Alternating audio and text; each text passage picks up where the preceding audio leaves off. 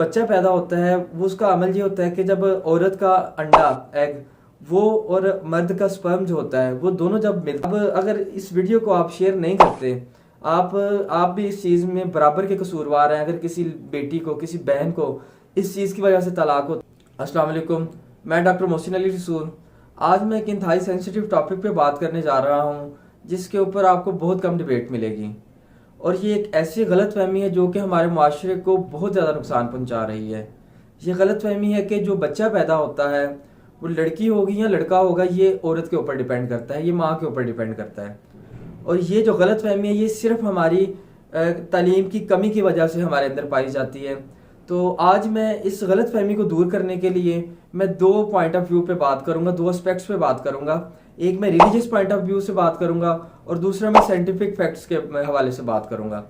सबसे पहले मुसलमान होने के नाते हम रिलीजियस पॉइंट ऑफ मजहबी हवाले से बात कर लेते हैं। हमारा एक मुसलमान होने के नाते हमारा ये यकीन होना चाहिए कि जो बच्चा पैदा हो रहा है वो अल्लाह ताला डिसाइड करने वाला है, वो फैसला करने वाला है कि ये लड़की होगी या लड़का होगा। एक मिनट के लिए हम इस एस्पेक्ट को हम एक साइड पे रखते हैं।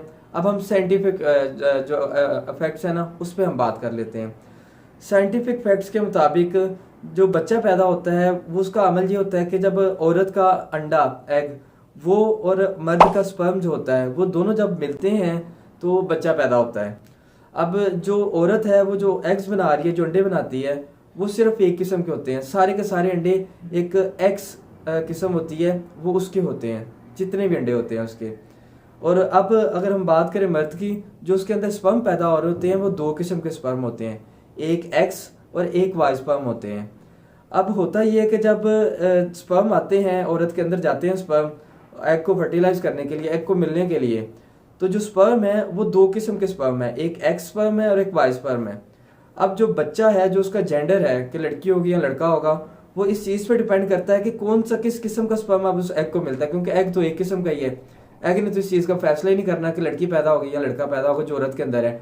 अब जो मर्द की तरफ से स्पर्म आ रहे हैं, जो दो टाइप्स के स्पर्म हैं, एक एक्स है और एक वाई है, अब वो डिसाइड करेंगे कि अगर एक्स मिलता है तो कौन सा बच्चा पैदा होगा और अगर वाई मिलता है तो कौन सा बच्चा पैदा होगा। अब जब इस एक्स एग को एक्स ही आके स्पर्म मिलेगा मर्द का, तो एक्स एक्स से लड़की पैदा होगी। और अगर एक्स ही एग, जो एक ही किस्म के एग पैदा हो रहे हैं, उसको आके वाई किस्म का स्पर्म मिलता है, वाई स्पर्म मिलता है मर्द का, तो अब एक्स वाई अब लड़का पैदा होगा। तो अगर हम इस चीज़ को भी देखें, हम साइंटिफिक फैक्ट को भी देखें, तो इसमें भी यही चीज़ पता चल रही है कि जो बच्चा पैदा होना है वो लड़की है या लड़का, वो जो मर्द के स्पर्म्स हैं, एक्स मिलता है या वाई मिलता है, वो उस पर डिपेंड करता है। वो औरत पे डिपेंड नहीं करता, वो माँ पे डिपेंड नहीं करता कि लड़की पैदा होगी या लड़का पैदा होगा।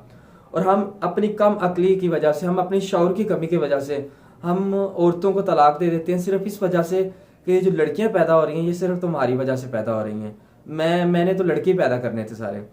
तो हमें अब अगर इस वीडियो को आप शेयर नहीं करते, आप भी इस चीज़ में बराबर के कसूरवार हैं। अगर किसी बेटी को किसी बहन को इस चीज़ की वजह से तलाक होती है, इस तालीम की कमी की वजह से तलाक होती है कि औरत जो है ना वही डिसाइड करती है लड़का या लड़की पैदा होगी। तो लिहाजा इस वीडियो को आप भी ज़्यादा से ज़्यादा शेयर करें ताकि ये उन कम अकलों तक भी पहुंच जाए जो ये सोचते हैं कि जो बच्चा पैदा होना है वो लड़की है या लड़का, वो माँ डिसाइड करती है।